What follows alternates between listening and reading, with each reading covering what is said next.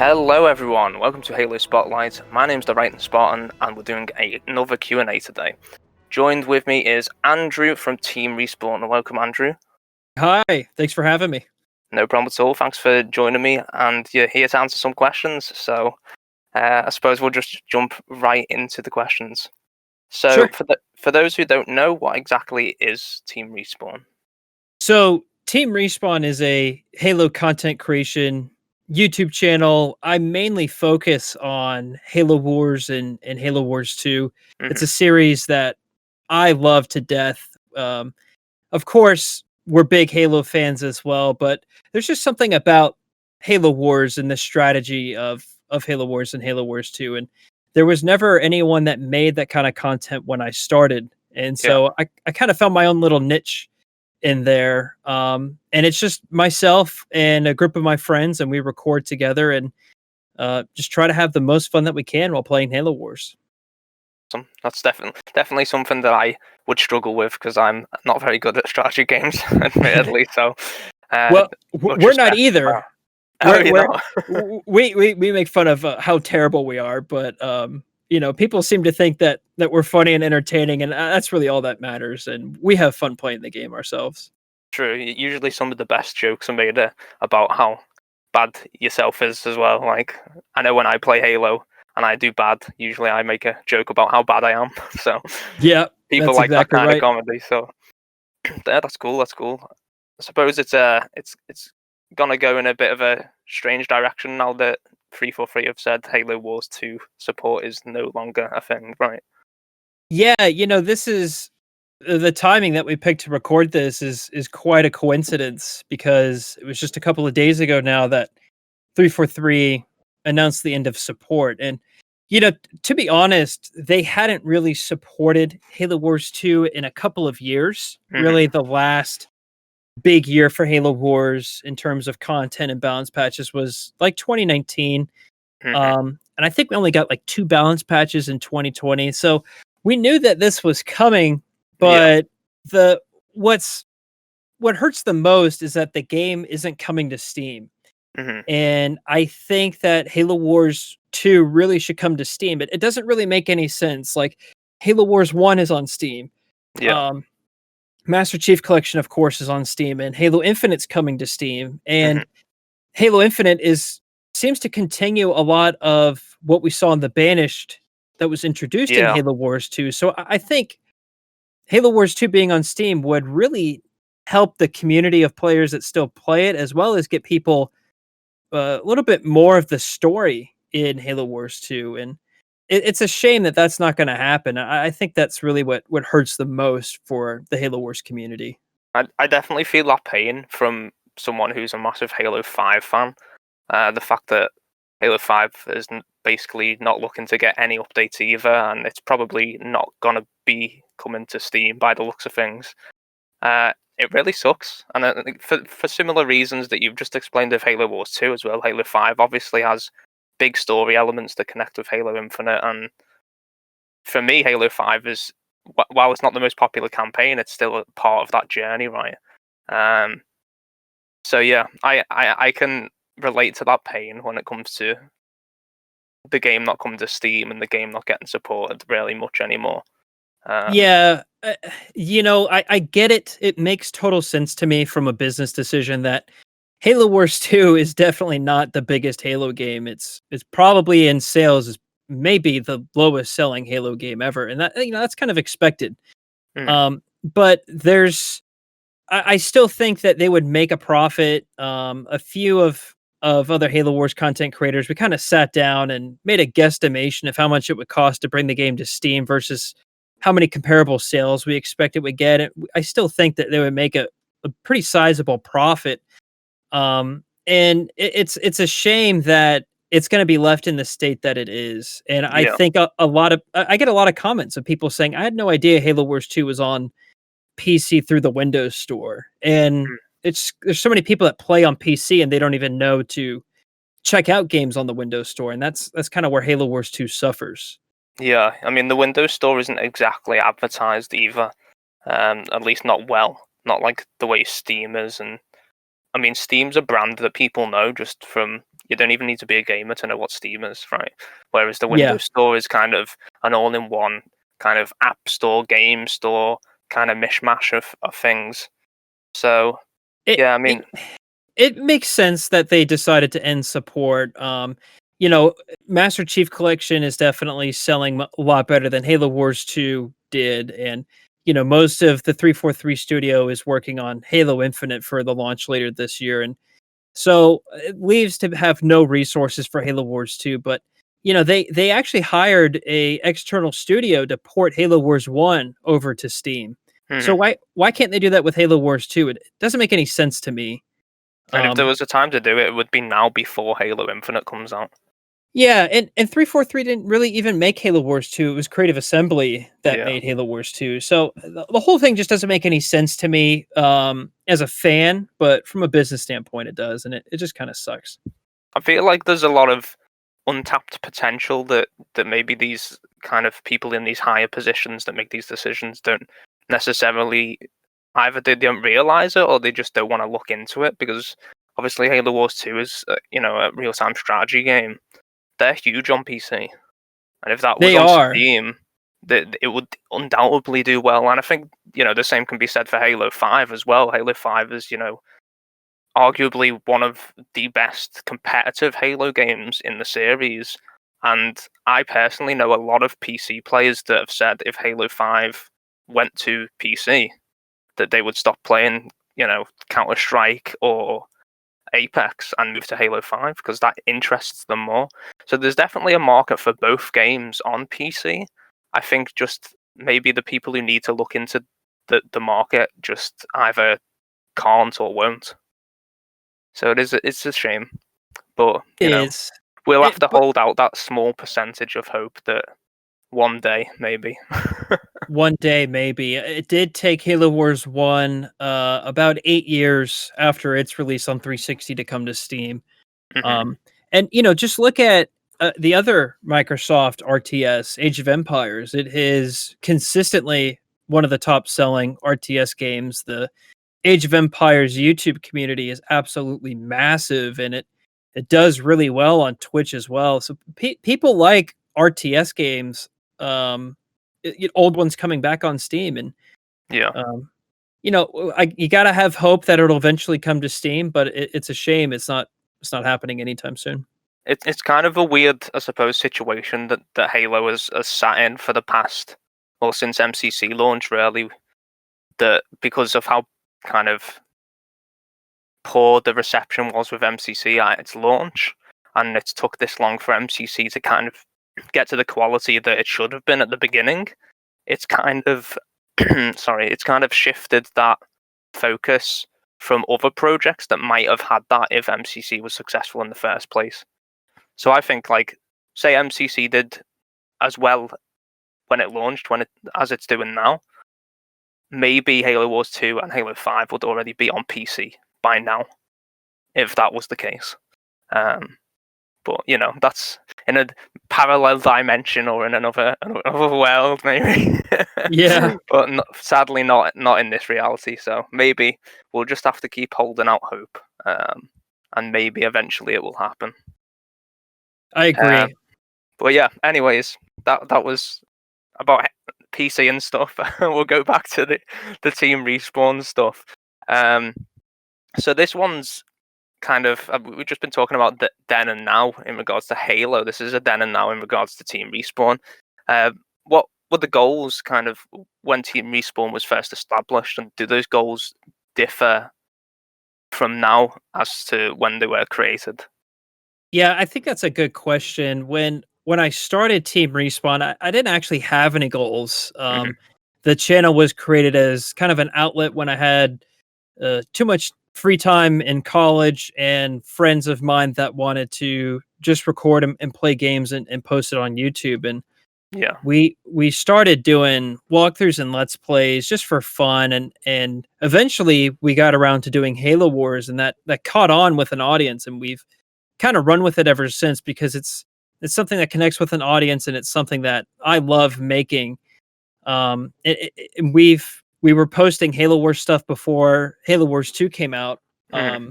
So we've been posting content for about 5 or 6 years now. Um, the goals, I like to set yearly goals. I like to set monthly goals. Hmm. I actually have become a big goal setter in my time on YouTube, and I love that my channel is a good place of positivity, and it's Hmm. welcoming to new players. Yeah. Um, I don't really have any firm numbers. I don't know if other content creators answer this question by saying if they have a certain amount of subs they like to reach or views they want to reach. Um, I kind of just roll with whatever the channel gets, Yeah. and just go on from there. I know a lot of people that make content want to become like the biggest, fill in the blank, biggest Halo creator or biggest Halo lore creator, or, and that's Yeah. totally fine. I think that's really cool.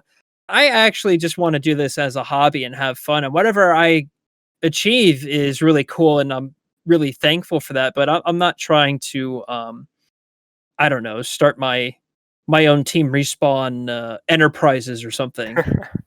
Yeah, and So I think that's something that a lot of current Halo content creators kind of fall into the trap of.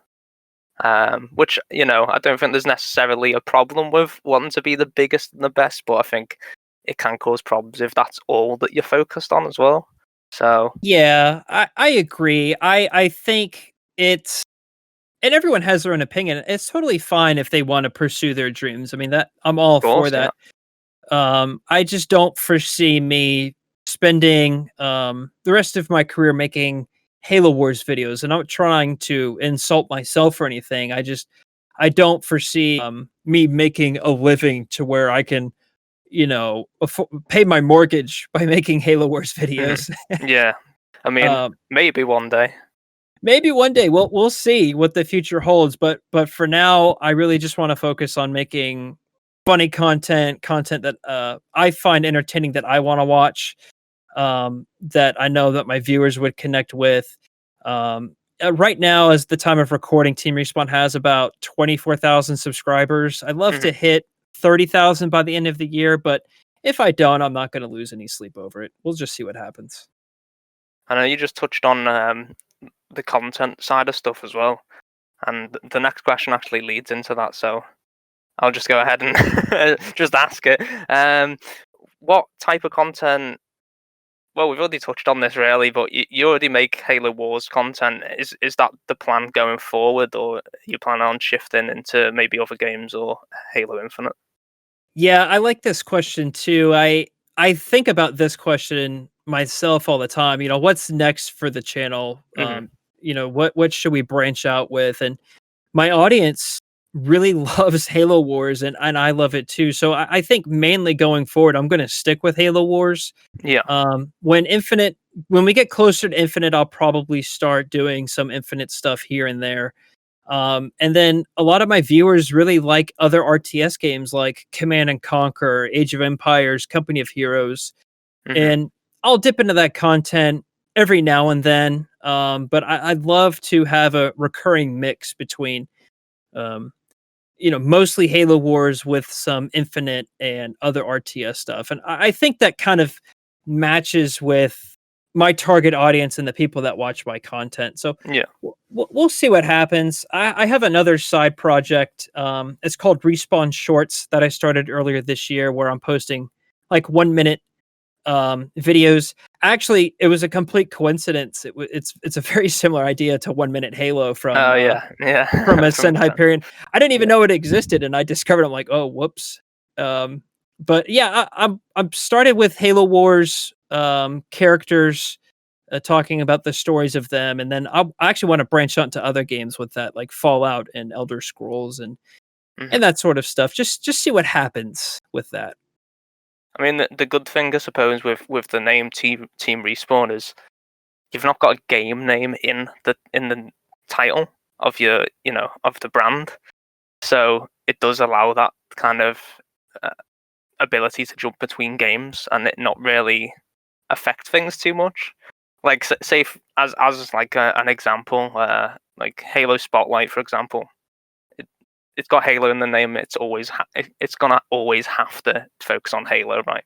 But with Team Respawn, you haven't got a game in the name, so you can just jump between games, and I think that reflects it. By the sounds of things, it reflects what the audience wants as well. So that's pretty cool. Yeah, I think a lot of creators make the mistake of they make the content that they want to create, and that's totally fine. But a lot of times, your audience will actually dictate what kind of content you can create. Like, Hmm. for example, if you're making a series that's doing really, really well, and then you start another series and it doesn't get any views at all, it's you can continue making that series that won't get any traction or viewership, Yeah. but that's clearly not what your audience wants, and it's telling you that you need to change or do something else. And I've seen a lot of channels kind of be a little stubborn in that regard, and they'll Hmm. kind of stagnate their channel a little. Yeah. Um, but you'll see other people that'll pivot and do extraordinarily well. Luke the Notable, funny enough, started out making Halo Wars guides. Hmm. Back in the day, it was myself and Luke the Notable, and the guy was a genius and went over to doing Fortnite drops, and now he has like 2 million subs, and I've stuck with Halo Wars. I mean, to be fair, I think it's a struggle that all content creators and especially YouTubers face, and it's hard to find that perfect balance really between making content that you still enjoy making, but also making content that your viewership wants to watch. And I think that's particularly a problem in content creators that set up the foundations of their content with one particular content type or one particular game, because as soon as kind of they switch on to something else, then the audience that they've built up doesn't want to watch that new stuff. So yeah, I mean it's a balancing act really. It's definitely something similar happened to me on Twitch, where I used to just play Halo 5 all the time, and I built up my followers. Basically, they were all just Halo fans. But then as soon as I went to play a different game, I'd get like 2 viewers. But Right. I liked playing those other games because I don't want to play Halo 5 all the time. Yeah. But Yeah. because I built up that audience of just Halo fans, they weren't interested in watching any of the other content. So that's a prime example of it. It's a very, very hard and fine line to walk along between making content because you enjoy it and making content that will actually do well. So yeah, Yeah. I fully agree. I agree, and it's important to make content that you ultimately enjoy at the end of the day. I mean, it is your channel and it is your desire and the hobby of doing YouTube, is why we all do it. But it's funny. It takes a lot of skill to design and make your videos, but I think at sometimes it also requires a little bit of luck. Hmm. You don't know what's going to do well. You can predict and think all you want of something that'll do well. Like, I can't tell you how many times I've worked on a video that I thought would just light it up on my channel, and I post it, and then we all get that dreadful it ranks 10 out of 10 on the last 10 uploaded videos, and then other times you'll put something on there and you're like, I don't know how this is going to do at all. I think this is a bad video, and you'll see it's ranking number 1. Hmm. And sometimes you just get lucky. Um I think it YouTube's a weird place for the content creation as well, though, because there are the easy ways of getting views, right? And like clickbait and the thumbnails and stuff like that do lead to easier views if you word them right or make them look fancy enough. And I suppose that's really just a product of YouTube and just clickbait in general. Um, so sometimes, like I know I made a few videos a couple of years back that did extraordinarily well, but I can't stand them. I really don't like the videos because they are like top 3 lists, top 5 lists, and it's not great content, and I'm not happy with the content, but it's the content that did well. So yeah. it's a very I suppose content creators kind of have to keep their own like morals and integrity a bit when it comes to not clickbaiting stuff just for the sake of views. Because especially if you're making money off YouTube, right? You have to hit those view counts to earn a living to pay your rent. So yeah, it's a struggle from all ends, I think, in terms of content creation. Um, But yeah, It, that, it's that's my it's a take on it. I agree. It's a tough platform to get started on. There's a lot of people that have asked me for advice on how to start a channel or what's the right way to make a YouTube channel. And honestly, I think the most important thing is consistency. You got to be consistent in your content that you create, and you got to be consistent in your upload schedule. Yeah, And I think if you stick to those two things, eventually you're going to learn. And it's a little unfortunate when you start your YouTube channel, your first video that you ever post is usually going to be the worst video you ever post hmm because you're going to learn what works and what doesn't, your editing process, how to carry on, your commentary if you're doing it, like post commentary, or how to keep it engaging if you're doing live commentary, all those sorts of things. It's just trial and error, and you'll eventually learn. And I think anyone that sticks with it and puts in the effort to learn and improve will ultimately do well. Um, yeah. and No, I completely agree. It's the same with Q&As. Like I've done enough Q&As now to be able to be confident with them, but I'm still learning every time I do a Q&A. Something else, something new. So yeah, I mean, content creation is just an ever evolving learning process, I think, yep, especially because the scene is always changing, and what gets views and how YouTube algorithm does things is it's constantly changing. So I suppose content creators have to kind of be able to adapt and learn on the feet as well. But yeah. yeah. So we'll actually go back to the questions, which is why we're here with the Q&A. So we have touched on this a little bit, but not really. It's in regards to branching out. So in terms of the content you currently do, are there any particular areas that you'd like to branch out with Team Respawn? So either podcasts, streams, collabs, that kind of thing. I I really would like to continue on my new Respawn Shorts hmm project. I really want to try and stick with it for throughout 2021, and I want to see what happens. YouTube likes to introduce new features on YouTube, and then they'll kind of kill it off. Yeah. And so whenever a new feature comes out as a creator, you're a little wary of joining that, because what if the support gets canceled, kind of like Yeah. the whole YouTube gaming website was Oh yeah. one such feature. But I want to just see what happens, and try different games and different editing styles, and just see what works. I'm not a very good editor at all, Mhm. so I can um relate to that. so I think this is a good opportunity for me to get better at that. And it'll just take time, and that's totally fine. As for my main channel, yeah, I really like sticking with what I'm doing because I'm comfortable and I'm good at it, and my viewers seem to like it as well, and I'm still growing. So Yeah. I really just want to stick with what I'm good at, and what I know, and I don't want to do anything that will um, kind of stagnate my channel or turn away viewers, or turn away new players to the game. So I want to remain a welcoming community for new Halo Wars players, and just Mhm. sharing our love of Halo Wars. Because I think besides Ed, who I record with anyway, I think I'm the only Halo Wars content creator left Right. that regularly posts, and I think someone has to do it. Well, I mean, And there's always going to be that supply. So, I mean, the demand even. So there needs to be the supply.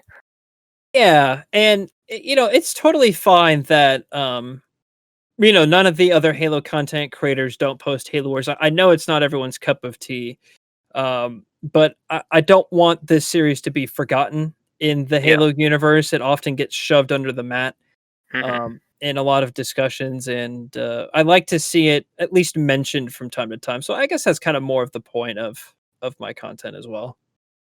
It's a good point. It's nice. It's nice that these kind of somewhat niche areas of the Halo community still have content creators working Yeah, hard to keep that content there. So it's yeah, definitely nice to see.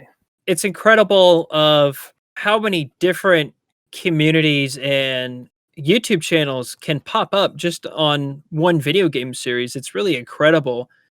You have people that focus on the lore, and you got people that focus on game reviews, and people that focus on heavily edited like documentaries and scripted videos, and Yeah, it's um, crazy. then you have Halo Wars. So it's I think it's a testament on how this series connects with so many people based on how many successful YouTube channels there are as well. Because if no one cared about the series, no one would care about the YouTube channels online, if that makes sense. Yeah, no, absolutely, and it is absolutely insane how many different communities just Halo has.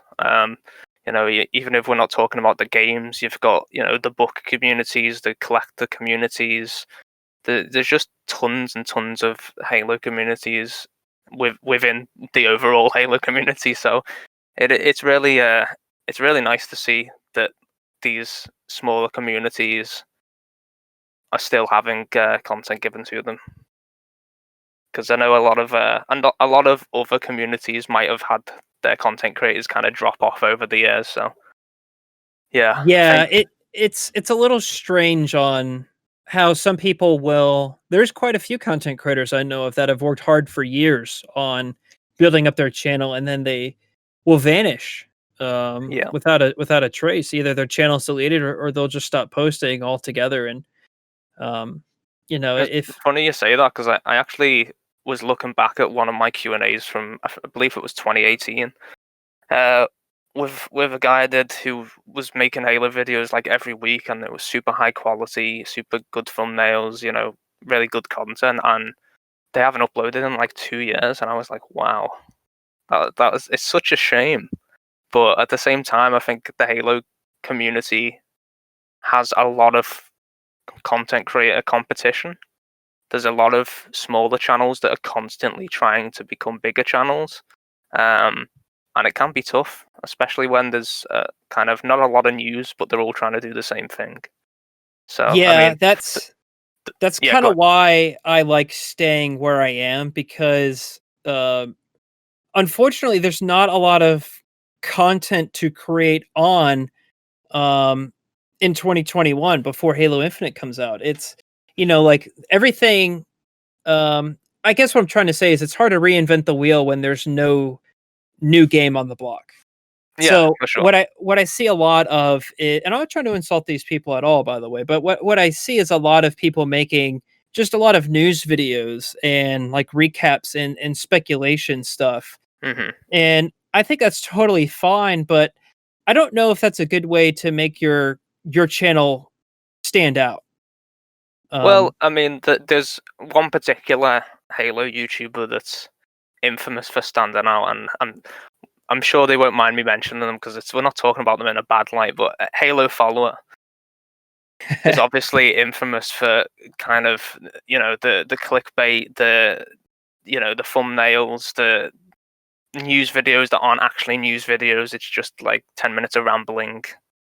with a It's huge red arrow pointing to literally yeah, nothing. I can't stand that yeah. thumbnail design. But my point about bringing them up is I think there's a lot of people who do exactly the same thing right now in the Halo community, but they don't get called out for it. And I find it really interesting that we can have like 5, 6 well-known Halo YouTubers that rely purely on speculation, Fox News, and rumors, but Yeah, aren't yeah. doing anything different from each other either. It's just I don't know. It's very strange to me.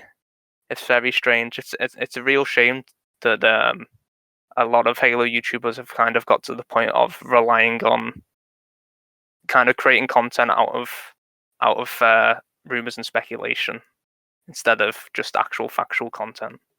Yeah, Uh, and that's go ahead. kind of where I become proud of my content, because I don't rely on the news of Halo at all. hmm I hardly make videos on the Waypoint recaps or anything like that. It's because Halo Wars is really irrelevant to a lot of that stuff, hmm and partly of a problem I don't want this to sound like I have a problem with any of the mainline Halo content creators at all. I'm friends with quite a lot of them, and I think a lot of what they make is really good. Yeah, Um, I see a lot, especially on Twitter. Um, People are taking a lot of the disagreements between each other to where it can divide the Halo community. You know, like yeah. should sprint be in Halo? Like is sprinting like is that the end of Infinite? Or you know, what about the classic art design versus the modern art design of everything? And you know, a lot of people will take this, I think, to an extreme where they're being a little um divisive among the community. Yeah, and And I it's something that honestly I think it's really strange. I was talking about this on Twitter like just today actually. Twitter is awful, right? First and foremost, Twitter is awful. Um, all the arguments that ever happen on Twitter because people are very over opinionated and they're not willing to listen to opinions that aren't the ones that they believe in. And that's just Twitter. I'm not calling any specific people out in the community or any that's just Twitter, right? But I feel like there are some content creators that do encourage this divide. Um, whether it's usually it's based on rumors, speculation, or just pulling stuff out of thin air that creates these divides. But like content like, oh, Halo 3 is the best. That's fair enough if that's your opinion. But don't tell everyone who likes Halo 5 that they're not Halo fans because they prefer Halo 5. right. As an example, which is it's something I see quite a lot of, unfortunately. And I try and keep out of kind of causing a stir, I suppose, is the only way I can say it. I try and not cause like issues or arguments, but I do try and engage in discussions that need to be had in the Halo community. So I think it's important to say to people sometimes your opinion isn't, the be all end all. You need to be able to It's listen not to other people's objective. opinion. Exactly. Yeah. I mean, everyone has an opinion, but no opinions are right or wrong. They're opinions for that exact reason, right? So Yeah, and I also don't like seeing online universal blame to 343 or universal praise to 343. There's two groups of people that have the same problem, just on opposite ends of the spectrum, where anything that 343 posts, there's all these people that absolutely love it. You yeah. know, 343 could say that, um, you know, I don't know, they're never making another Halo game again, and then people would just love it Hmm. because they love 343. On the other hand, 343 could say, "Oh, we're going to bring Halo 5 to Steam," and then people would hate it because, like, "Oh, 343 is terrible." Yeah. I think both of those arguments are wrong. I mean, no company's perfect, but no company, especially, I think 343 that's really transparent with their fans is, should deserve universal love. I think they, they're human. They mess up. Yeah, of Um, course. I think it with the overly positive side of stuff, it's kind of it's got a more valid reason though, I think, of existing because more often than not, companies they will look for the people who are being overly positive about their products, right? And they will like engage with that more because we've got into the kind of, I suppose, society view that it's not a disagreement, it's not having a different opinion, it's negativity. Um, and I think a lot of the time criticism is just seen as negativity. So the companies decide to push that away and then they reward the people who are being overly positive towards them. Um, Now, I'm not saying 343 Industries does this, but a lot of upcoming content creators, especially in the Halo community, are they kind of force themselves to be this voice of overly positivity. Because otherwise they feel like 343 Industries might not give them the chances that they've give other big content creators, if that makes sense. yeah, Um, and I see that happening quite a lot, and it's not it's not necessarily the content creator's fault. It's more the company. They just need to be able to have a unbiased view over all opinions, I suppose. it's a But very yeah, complicated dynamic between making the games, being transparent to the fans, and that interaction between those two and the content creators Yeah, and everyone having their own opinion. I think, there's some discord in there. And I think there's a small percentage of people that are toxic and will want to stir things up just for the sake of doing that. But by and large, I truly believe everyone that is strong about an opinion in the Halo community is doing it because they love the franchise, not because, they're trying to be a mean person or something. yeah, absolutely. But of course, sometimes as well that extreme love does kind of translate into being a mean person as well. Yes, I In the completely extreme agree. cases. But yeah, I've going back to your initial points, I do agree. Like the people who are hardcore, I try not say that the there's divisions of Halo fans, more there's divisions of fans of certain areas of Halo, right? So there's Bungie fanboys, there's 343 Industry fanboys, there's Halo 2 fanboys, but we're all Halo, fanboys, fangirls, whatever you want to call them. I'm a Halo Wars fanboy. There we go, exactly. So I think the community as a whole just needs to kind of stop looking at the differences all the time and just realize that we all love Halo. And why do we all love Halo? We all love Halo for different reasons, but those reasons that differentiate us shouldn't be something that's negative. We should be able to talk about, why you like Halo 3, why I like Halo 5, why you like Halo Wars 2, why I like, it's that difference in opinion that encourages communities to become more healthy. So yeah, I'd like to see more of the big Halo content creators encourage positivity in the Halo community, to be honest. I don't really see it Yeah, pretty much at all. I Um, agree. What bugs me the most too is some of these guys I'll see post on Twitter, they'll be like, "Oh, look at my video, look how bad it's performing." And it'll say like the video got like I don't know what the numbers are, but I'll just say like an arbitrary number of like 50,000 views in like a day. yeah, And even me being, I would say I'm a small to medium sized content creator. I would say I would kill for getting, 50,000 views on a video in a day, yeah, yeah, I don't know. I think a lot of these, in their pursuit of becoming the biggest channels ever or the size of their audience, they um, kind of get used to that sort of exposure, and I think some people take it for granted. Um, yeah, but absolutely.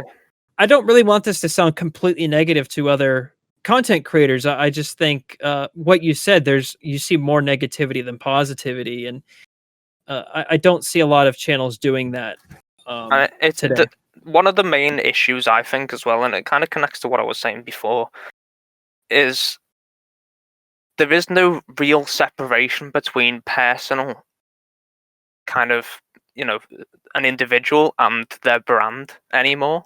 That's not really a thing that kind of seems to exist, at least between, industry professionals or the high level content creators. So, for example, like if someone wants to go on a rant, or if someone wants to post something that people might disagree with, their content would go onto their Twitter account, but their Twitter account is both their brand and themselves. So you get this weird overlap of what should people be able to say as a professional brand or as, a content creator versus what should they be able to say on their actual personal accounts. Because I feel like, imagine if a high level Halo content creator just came out one day and said, right, uh, this Halo game sucks. Like outright just came out and said that. Right. On a personal profile, that's just an opinion. That's fine. That's like not going to cause any issues. But on like, a million follower content creator profile, that's going to have a massive influence and impact. And it's going to be like tidal waving throughout the community as like negativity. So I think like a lot of content creators don't really realize the amount of responsibility they have with, I suppose, the Halo community because of that overlap between personal profiles and work, essentially. Well, I think that's a good point. I've never actually considered that before, and you may disagree with this, but an example I found that to connect with is when they announced new armor sets for Halo 3. Hmm. And in my opinion, it made the Halo 3 Spartans look more Halo 4ish. Yeah. And it's the first time new content's coming to Halo 3 in like I don't know, what, 10, 12 years. And everyone's saying universally, this sucks. This is terrible. Why would they do this? This is going to ruin Halo 3. And in my mind, I was kind of like, if this was Halo Wars, this would be simply awesome. You don't know how the pain it is to beg Yeah. for content in Halo Wars, and then I thought it was really cool seeing it come to Halo 3, and then that voiced what was saying it sucked was from so many people that they had to put in the toggle the function. toggle. Yeah. And I mean, I get it. I mean, people want to play their legacy experience, but I think that's just an example of the community really changing the outcome of something that 343 had planned. And sometimes that's good, and sometimes it's not. Yeah, I mean, I feel like it's a weird balance. I mean, say what you will about specific Halo games, Halo 3 has this reputation in the community, and depending on what side of the fence you're on, it either has the reputation of being the best Halo game or the most toxic Halo community. And I feel like that both of those sides really showed with the whole toggle armor thing. And instead of just saying, right, let's push this positivity, let's just ask for a toggle function, it was just pure hatred at the fact that there was new content for a game that's now 14 years old. I mean, Halo 5 came out in 2015, and I would die for Halo 5 content. Like that, I would absolutely love new Halo 5 content. And even like I'm not, I Halo 3 is like my least favorite Halo game. I'm just gonna come out and say it. But I was happy for the Halo 3 fans, and I was happy for MCC fans that they were getting Halo 3 content. And even the new map is coming out soon, and I was like, that's really cool. But yeah, that for some reason, that the appreciation by the side that should have had the appreciation wasn't there, and I feel like content creators didn't really help with that either. So yeah. Anyways, I feel like we could talk about the whole how content creators impact the Halo community thing for like an entire day. Yeah. But alas, I should probably get back to the question. Sure. So going back to your actual content, this is a bit of a question I try and ask content creators. What's your favorite Halo? Well, what's your favorite video that you've created so far? Even I would probably say that it probably would be the Super Turtle videos that I make on the channel. I don't think I could pick a single video. If I could, I'd probably pick my 4.5-hour turtle video. So for those who aren't aware, the Super Turtle series is where I play with my friend Ed, and we will play defensively in a Halo Wars match for as long as possible to where the opposing team will quit.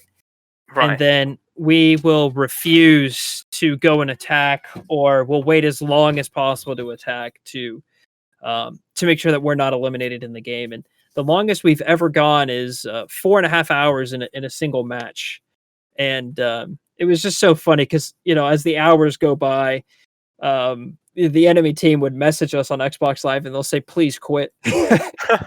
And it was almost like out of spite, we replied and said, we literally have all night to play this match. And, it's just a series that we enjoy, and we throw around jokes, and we'll get into, it's almost like a podcast will happen within the video, because sometimes it'll be 30 minutes in between a wave of attacks, and Ed and I will just get stuck talking about various topics. And so I think that's probably my favorite to make as a creator. Mm-hmm. Is it the best edited content? No, not at all. It's but it really connects with my fans, and a lot of people will play it in the background or while they're at work or something. And yeah, I think it's cool that we can have a a conversation and play Halo Wars at the same time, and it'll connect with an audience. So that's actually a really interesting type of content. And while you were explaining what that was, then I was thinking, what the equivalent of FPS would probably be either like HLG, so hiding, or like I suppose just running away, right? Instead of Yeah. actually fighting people. And it's a really interesting topic actually, because that's a bannable thing in Halo FPS to not play properly, right? To kind of run away continuously and not fight your opponents. So I wonder what the attitude is on that from 343 side of things. Have you ever kind of spoken to them or seen a response from them based on that kind of gameplay style?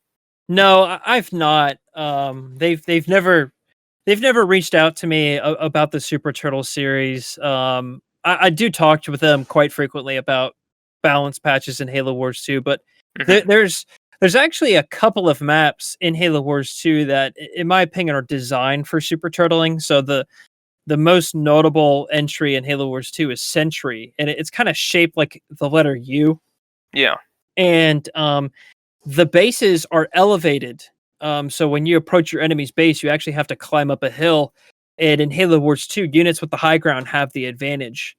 And then you and your allies' expansion bases are almost right next to your main bases. So you have like a four base um, fortress yeah, on Sentry on the high ground. And it makes it extremely difficult for opposing forces to go up that hill.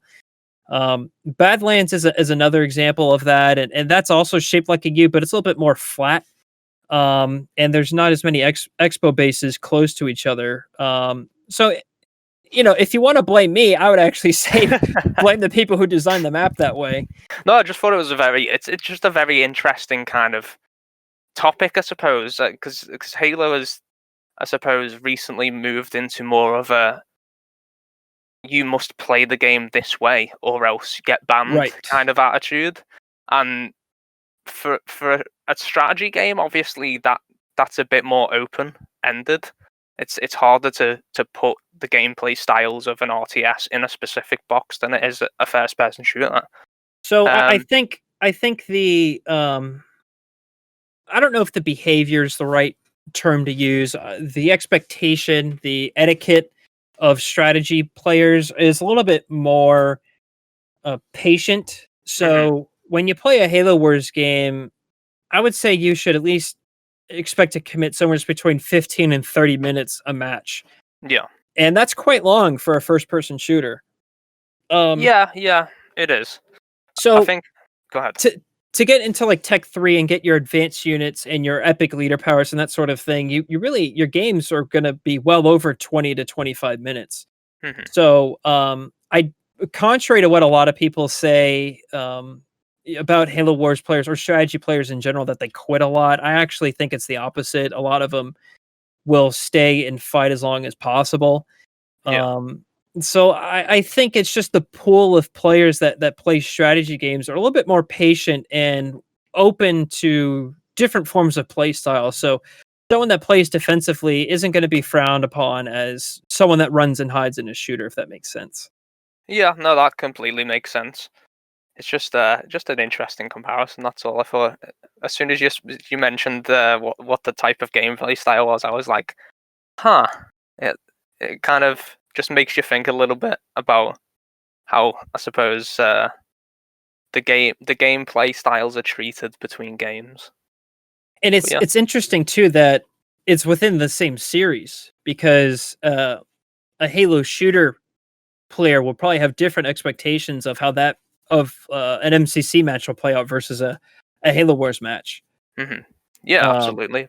I think even from an expectation kind of point of view, though, there is still those comparable expectations, even though FPS time limits are scaled down a lot less in terms of expectations. So I give you an example. So the example you just used with the 4 hour game, right?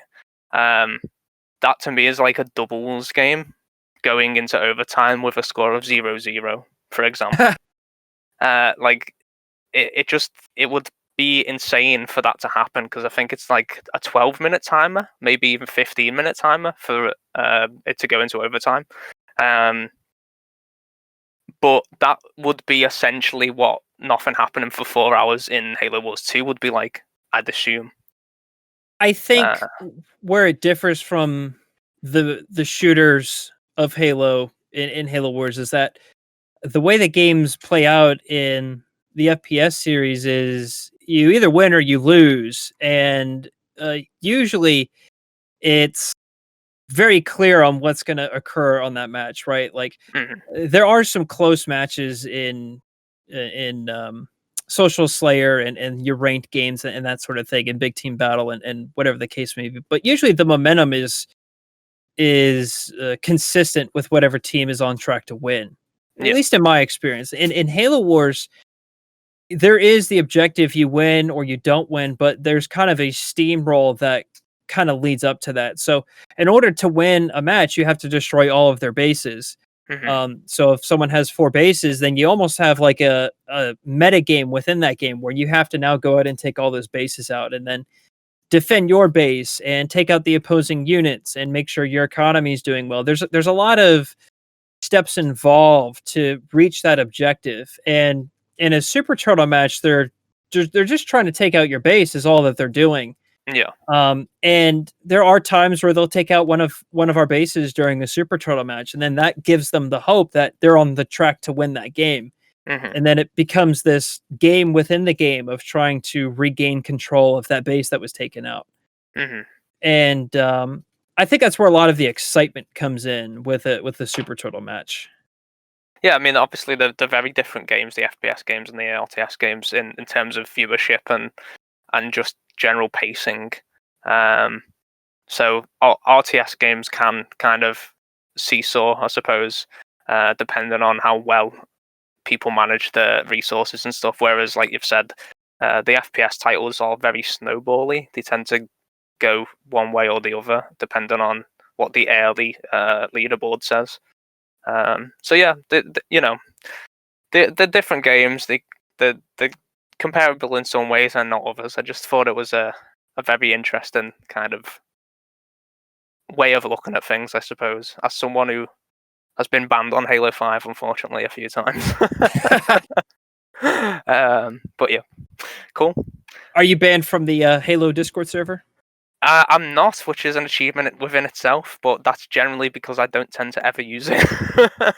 My entire moderator team is banned on that server. Pretty much through no fault of their own. Yeah, I feel like there's a speed run out there for getting banned off the Halo Discord server. So I used to be a moderator on that server, and I didn't ask to be a moderator. Someone at 343 just gave it to me. And this was probably a year ago, but they had over like 12,000 bans. Wow, that's insane. I mean, people would get banned for just their username, and they would like they would join and they'd say change your username. The guy's like, I'm not, like, this is my username, and they just ban him.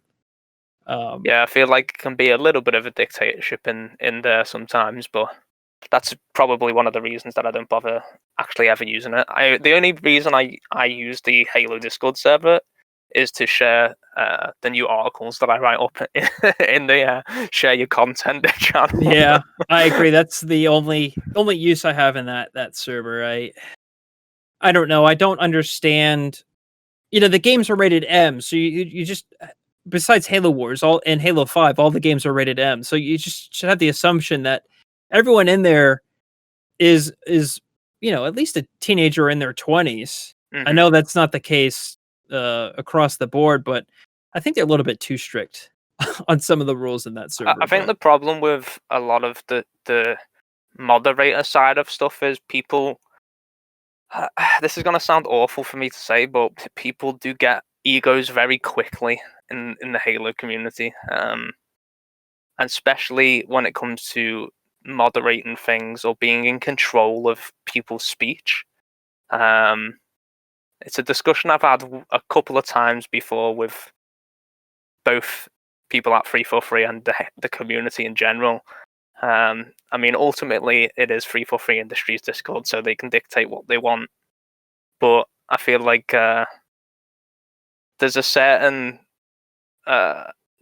viewpoints and approaches that they lean towards and support, and kind of don't support the other side. So it can be a little bit biased in there, which is why I think a lot of people get banned as much as they do. I actually know of a couple of people that worked on the development of Halo Wars 2 that are banned from Halo Waypoint. Damn, that's insane. That's crazy. And they like it's just, and they like the people at 343, I'm sure know who it is, and they banned one of their own developers. It's a head scratcher to me. I mean, Halo Waypoint is like, Halo Discord's one thing, but Halo Waypoint is just like an entire different kettle of fish, right? I feel like you could just like say hello to someone and get banned in the Halo Waypoint forums, and it's a real shame because it seems to be a change that only seems to have happened since they kind of reinvented the site. So I don't know if you remember what the site was like up until about 2015.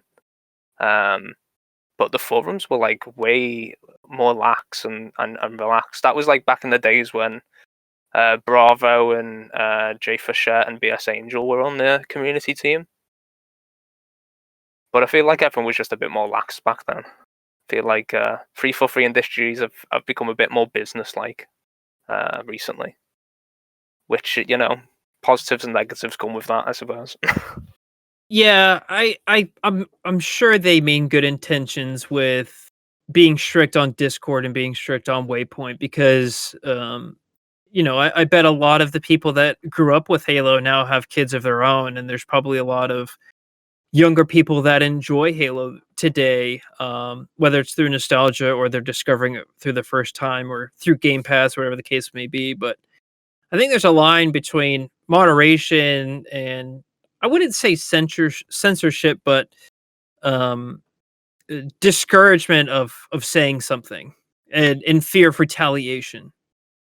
Yeah, I feel like And that's just what modern social media and in general has just become.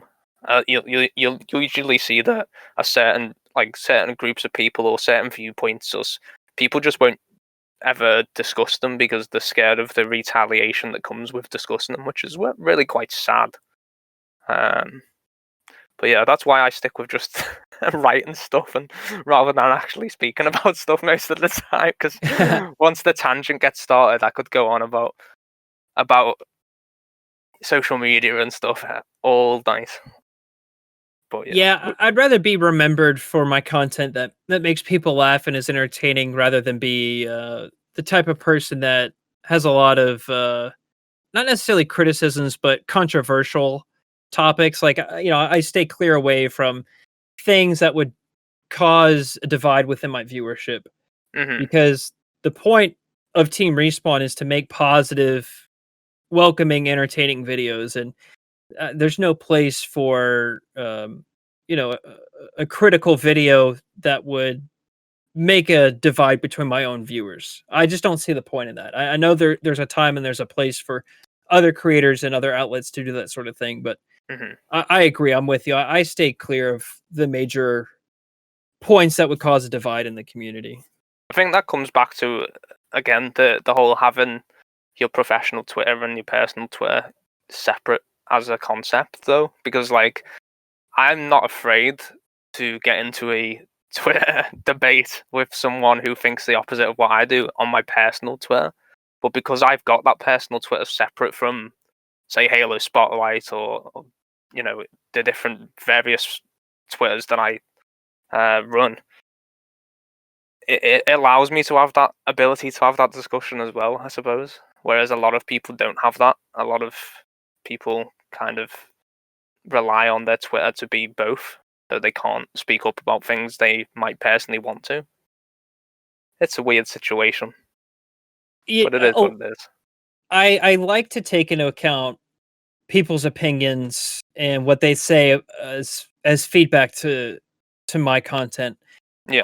I remember a couple of years ago now, someone posted a comment on my channel that really moved me, and it actually changed the way that I make videos. He said, he's like, "Hey, I just want to let you know I love your content." He's like, "I watch you all the time, and I love Team Respawn. I find it hilarious, and it's entertaining to watch, and all these other kind words." And he said, "But I would love to show this to my kids, but Mhm. I can't because you and Ed swear too much, and it would just be inappropriate for them." Yeah. And that really moved me. I was like, I had no idea that, we were just hanging out and talking. I had no idea that it would be, to the point where some guy wouldn't recommend my videos to his own kids. And so we're not trying to be, you know, PG or G or like a family friendly channel or anything, but Yeah. it really made me change the way that I make content to where, a lot of what I say when we record, I got to question myself, like, would this be insulting to where it would cause someone to not watch my content anymore? And Yeah, I get that struggle. It's one of the reasons I don't stream much because I suppose I come out of my shell a little bit more when I'm with my friends, that like my IRL friends. So when I play games with them, a bit more unhinged with what I say. So I tend to not stream when I'm playing games with my friends. I tend to stream when I'm on my own because I feel like it's when you're with your friends, you just say stuff, don't you? You're well, relaxed. You say stuff that you might not necessarily mean, or you might swear at someone just as a joke, or as at your friend. You know what I mean? It happens. It's yeah, online gaming. an example, I guess, would be like we would just have a joke of saying everything was terrible, and we would, like, whenever we beat someone, whether they were good or bad, we would say, "Oh, they were terrible." And I would get some comments of people saying, "Oh, I really don't want to play the game anymore because you're going to make fun of me on a YouTube video." Hmm. Wow. And that really like moved me. I was like, "Wow, I really should not say those sort of things." I don't want to be the reason why someone stops playing Halo Wars. I want to be the reason why someone starts playing Halo Wars. Yeah. Yeah. It is nice to get that kind of feedback. It's definitely changes, like you've said, the way you think about making content, and it can sometimes lead to changes in the content as well. So yeah, it's pretty cool getting that kind of feedback for sure. Um, right, okay. We keep going off onto other things. It's funny. Before we started recording this, we said, "Oh, it'll probably only be about half an hour." I think we've gone well over the hour mark now. Yeah, that's okay. um, but yeah, we're back. We're down to the last question because there is actually questions in this Q&A, believe it or not. Which is regarding the rest of this year. The question is simply, what are your goals for 2021 on YouTube? Kind of alluding to what I was saying earlier, if I had numbers that I wanted to reach, I guess, 30,000 subscribers would be super awesome. Hmm. Um, I don't really have a goals for view counts or anything like that. I really don't know. I guess 30,000 would, I guess, would be the goal that I'd like to hit this year. Yeah, Um, I'd like to get a couple, like, double the size of my Discord server, because I think that the Discord server is a great place to have Halo Wars players meet other people and get groups going to play in matches together and stuff. And I think that's just healthy for the game. yeah, Uh, definitely. Other than that, not really. I just enjoy my time making videos, enjoy my time with content creation, and enjoy my time playing Halo Wars, because Halo Wars 2 will eventually die off to where it won't be possible to find a match, just like you can't find a match in Halo Wars 1 on the 360 Hmm. anymore. Yeah, So I guess really to enjoy this game while I can, and then try out some Halo Infinite stuff when that game comes out. I am looking forward to it, despite I don't know if a lot of Halo content creators are positive or negative or mixed about Infinite, but I'm excited, and I'm curious to see what's next. I'm definitely excited for Halo Infinite. I just want to see some multiplayer. I'm a competitive Halo player, so I just want some multiplayer footage. I'm very curious what they're gonna do with the characters from Halo Wars 2. I don't know if you've played it, but it ends on a cliffhanger, I have, yeah. and I don't know if they're going to take that cliffhanger and use it as like a story. I think they're alluding to a little bit of kind of how Destiny is aligned, where they're going to be doing like story expansions as like a Yeah, service. I feel like they're gonna do that. 'Cause, So, I, yeah, if they do that, I hope that they do something with the Halo Wars characters, because now they're in the same time. They were the Spirit of Fire was the first to see the Banished, and so I hope we see something with those characters in Halo Infinite, hopefully they don't do what they did to Black Team in the comics and just kill them off screen. or the Rookie. Oh yeah. The Didact actually as well. Yeah, Yeah. fingers crossed they actually include the important story details in the games this time. Uh, but we'll see. We'll see. Cool. Well, that was a good last answer for sure, and I'm fully confident that you'll hit that subscriber goal this year. Definitely. Hopefully, Thanks. I can help you out where I can as well. Well, thanks. Yeah, I just enjoy making this. It's a fun hobby, and it's cool to connect with people, and it's cool to see that there are still people that care about Halo Wars. There's still people that are getting new, that are new into the Halo series in total. There's people that I see that'll post saying they're just buying the Master Chief Collection for the very first time. Yeah, it's really And it's really quite surprising how many people there are that are still just getting into Halo right now. And I can't imagine how many new people there's going to be when Halo Infinite releases on both PC and consoles. It's going to be insane. I think the launch is going to be huge because it's going to be on 2 Xbox generations and it's going to be on PC. And it's All at free the to same. play. Yeah, and Game Pass, and I mean, it's really primed for an absolutely massive launch, and I think all content creators are gonna see the benefits of that. I think we're gonna see a lot of people, trying out Master Chief Collection for the first time, and I'm really excited to see the next chapter in this saga, and, I like to remain positive. I mean, 343 ultimately wants to make the best Halo game that they can, and um, I really think that with their delay last year and them taking their time, I think that's going to show, and I'm excited.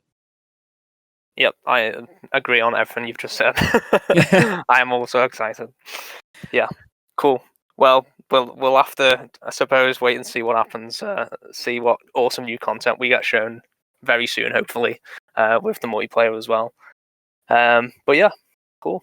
Thanks very much for popping along and answering the questions. I know it took a little bit longer than we expected, but Yeah, no, that's quite right. Thanks for having me. I enjoyed this. It's always cool to get a perspective of someone else in the Halo community.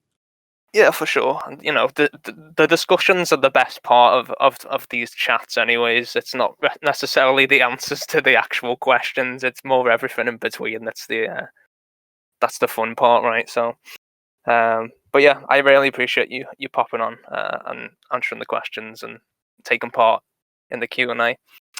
I'm going to end the Q&A there. So I want to say thanks to everybody who's took the time to listen to this on YouTube, or if you've read the piece on Halo Spotlight, thanks very much for giving that a read. Any closing words from you, Andrew? No, I don't think so. Well, I guess I would say if the viewers or the readers of your community have not tried Halo Wars 1 or Halo Wars 2, I recommend it. I think it's a good story. I think it's a good tie-in of supplemental content to the Halo series, and you may end up enjoying it. I again agree. I certainly agree a lot. But if people want to find your content as well, where would they go? Yeah, so youtube.com/Team Respawn TV is my YouTube channel.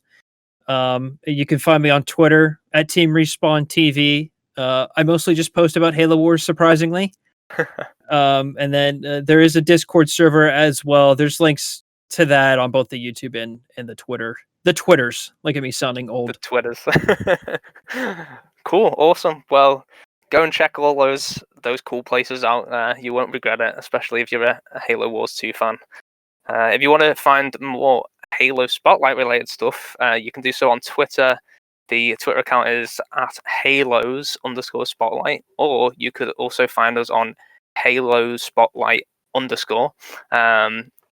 If you want to find the actual features, we put them up on halospotlight.com, so be sure to check out the actual website as well for all that cool stuff.